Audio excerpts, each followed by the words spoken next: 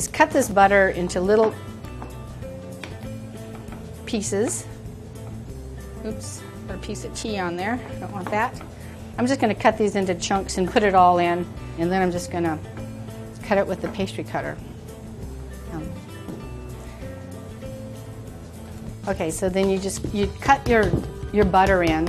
You want it just to look crumbly, so I get to a certain point, then I go in like one of the country women from Australia, and you just smash it with your fingers, just work it in with the thumb, and you get a nice little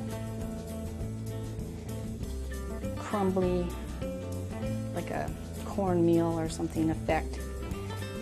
So this is pretty much there.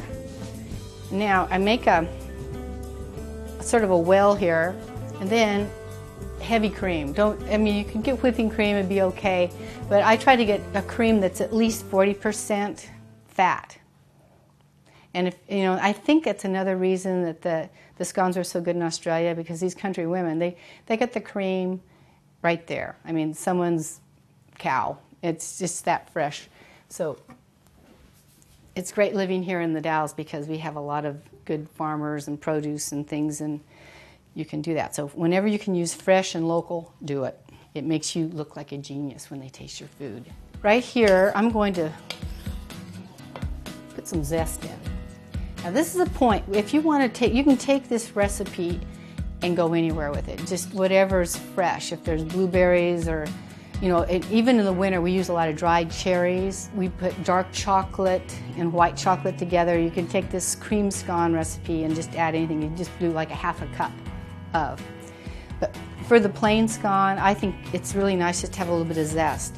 When you're zesting your lemon, now you could do any citrus. Orange is really nice as well. Try not to go past, if you go into the white part too far, it's a little bitter. You just want to get the yellow. And I think it's just a teaspoon of zest, but if you want to have it like a lemon, more lemon flavor, I'd go for it. I'm going to call that a teaspoon. And save your lemon, because you can use that for lemon curd. So I'm just going to mix the cream in here. And it gets... Now, the beauty of this scone recipe is it is so good, just the ingredients. This is where people say, oh, don't overwork your scone. Just barely, 2 or 3 rolls and done, or it'll get, the gluten will go great. You could knead the daylights out of this. It will still be a good scone. This is going to go into a plastic bag and go in the fridge. This is where you don't panic, because it'll look really, it'll pull together, it'll be great. It just wants to rest. It wants to go into a fridge. Okay, here we go. I've rolled the scones out, and now a little secret, you've got your flour, so it won't stick. When you're rolling, you want it to be even. Go both ways. It gives you a nice level top. You want the sides just as big as you want it fairly even. In America, your scones usually are like a big triangle, and you can do that shape with this. You just do a round and then just cut it like a pie. But in Australia, in England and Scotland, they do scones in little rounds. If you want it to not stick to your cutter, you can do this. I'm going to bring a tray over, and we'll just pop them in. And when your dough's nice and firm, it doesn't, when you drop them out, they won't get a big fingerprint. If it was soft, you'd have a big dent at the top. Okay. Now to top it, if you want something to brown when you're baking, you can, if you want it shiny, you can do like egg whites. If you're doing like a puff pastry or something, you do different washes. You can do like egg yolk with a little bit of water, and that makes a beautiful browning. But because there's so much cream, and this whole thing is about cream and butter and yum, and you have heavy cream there, I always just use heavy cream. And so when I'm topping my scones, this is topping them just to have a nice brown, old-fashioned finish. I use one of these silicone brushes. I used to use the bristle kind, but it's just not a good look when the bristles come off, and they will. They won't with these little guys.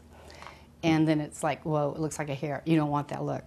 So get one of those little silicone brushes, and I top it with some sugar. Now you can do your white sugar or your castor sugar, but I kind of like using raw sugar. It gives you a nice rustic look.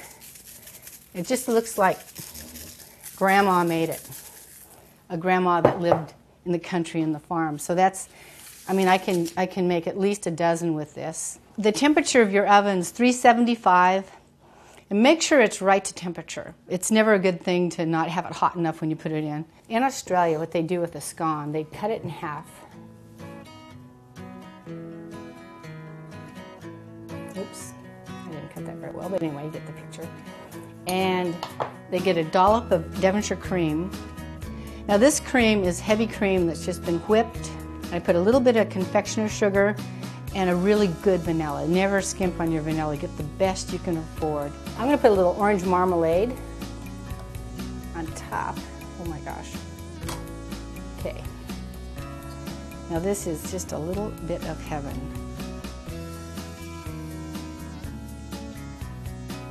Oh yeah. It's delicious. This is loving from the oven. This is as good as it gets. You can save your airfare to Australia. This is as good as it would be if you went to a country race meeting in New South Wales and the Country Women Association made your scones. This is better.